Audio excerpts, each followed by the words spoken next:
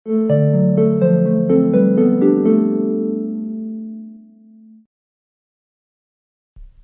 And welcome to the world wide post. दोस्तों, China के related बहुत बड़ी खबर निकल कर आ रही है। आज का अपडेट कुछ ऐसा है जो शायद आपने पहले कभी ना सुना हो। रिसेंटली चाइना ने दुनिया के सामने एक ऐसा सीक्रेट रिवील किया है जो अपने आप में काफ़ी ज़्यादा शॉकिंग है और थोड़ा हैरान करने वाली भी है। चाइना का कहना है कि उसने अपने टेरिटोरियल वाटर्स में ना एक पूरी अंडर वाटर स्पाई नेटवर्क को डिटेक्ट किया है। जी हाँ, पानी के नीचे एक ऐसा फॉरेन स्पाई नेटवर्क है जो दूसरे देशों के सर्विलेंस डिवाइसेस से भरा हुआ है और चाइना के हिसाब से ये स्पाइंग या फिर सर्विलेंस के लिए इंस्टॉल किया गया है, चाइना के खिलाफ एक्टिविटीज को नजर रखने के लिए। जी हाँ, ये इन्फॉर्मेशन चाइना के मिनिस्ट्री ऑफ स्टेट सिक्योरिटी ने ऑफिशियली शेयर किया है और उन्होंने क्लेम भी किया है कि ये सर्विलेंस डिवाइसेस चाइना के बॉर्डर के अंदर पाए गए हैं।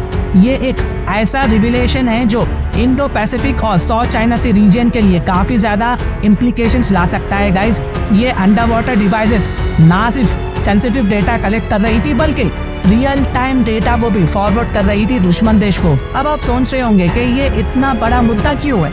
बात ये है कि साउथ चाइना सी और इंडो पैसिफिक रीजन में टेंशन्स वैसे ही काफ़ी ज़्यादा बढ़ते जा रही है और अब इस वक्त चाइना का ये क्लेम सामने आया है कि उन्होंने अपने वाटर्स में कुछ ऐसे डिवाइसेस डिटेक्ट किए हैं जो उनके ख्याल में दूसरे देशों का काम हो सकता है। ऑब्वियसली इससे हालात और भी ज़्यादा खराब हो सकते हैं। चाइना और भी ज़्यादा एग्रेशन दिखाना शुरू कर सकता है। जो छोटे छोटे देश हैं, ये कोई आम चीज़ बिल्कुल भी नहीं है। ये सर्विलेंस इक्विपमेंट चाइना की नेशनल सिक्योरिटी और टेरिटोरियल इंटीग्रिटी पर भी डायरेक्ट थ्रेट है। ये सिर्फ चाइना का नहीं बल्कि पूरे इंडो पैसिफिक रीजन का एक स्ट्रैटेजिक इशू भी बन सकता है गाइस। लेकिन इसका असर धीरे धीरे हमें देखने को मिलेगा, जिसका इम्पैक्ट अलग अलग देशों के रिलेशंस और वहाँ के पीस पर भी पड़ सकता है। चाइना का कहना है कि ये डिवाइसेस सिर्फ समुंदर के सरफेस पर ही नहीं बल्कि समंदर के नीचे सी बेड पर भी स्ट्रैटेजिकली प्लेस किए गए हैं। सोचिए कितना हाई प्रोफाइल काम था ये।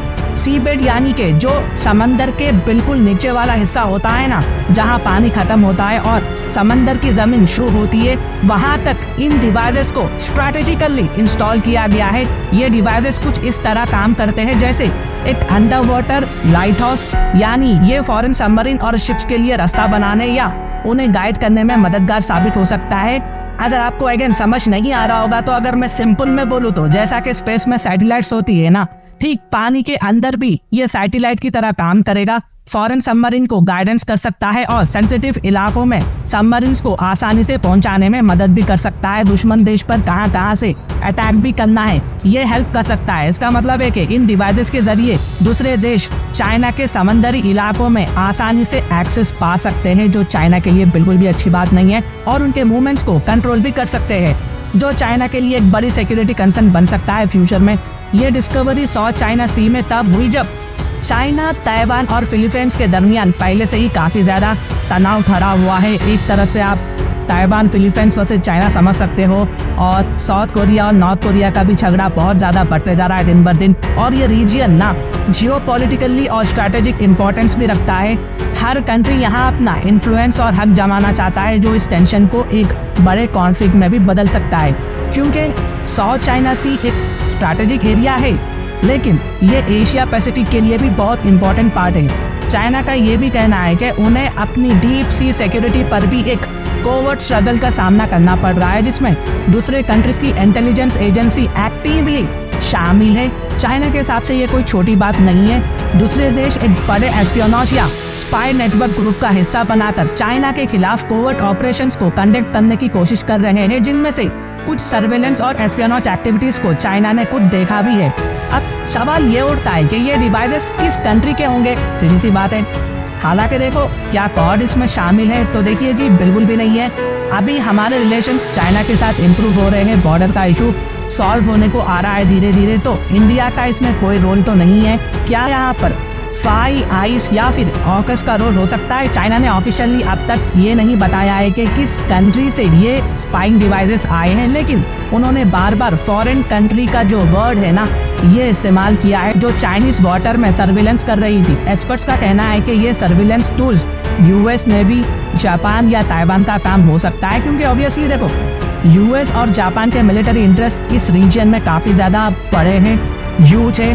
और जब बात यूएस की आती है तो शक और भी ज्यादा बढ़ जाता है। अगर आप करंट अफेयर्स को और इंटरनेशनल अफेयर्स को अच्छी तरह से फॉलो कर रहे हो ना, तो कुछ साल पहले गूगल अर्थ पर यूएस मिलिट्री का मंतारे सी ड्रोन स्पॉट हुआ था। हमें ये देखने को मिला था, काफी ज्यादा न्यूज भी वायरल हुई थी उस वक्त, और उस वक्त ये काफी ज्यादा सस्पिशियस भी लगा था, स्पेशली जब चाइना ने अपने वाटर्स में फॉरेन सर्विलेंस डिवाइसेस की शिकायत दर्ज की थी। डार्पा का मंतारे प्रोजेक्ट 2020 में शुरू हुआ था और ये drone autonomous under water mission के लिए भी बनाया गया था, जो लॉन्ग ड्यूरेशन स्पाइंग में भी कैपेबल है।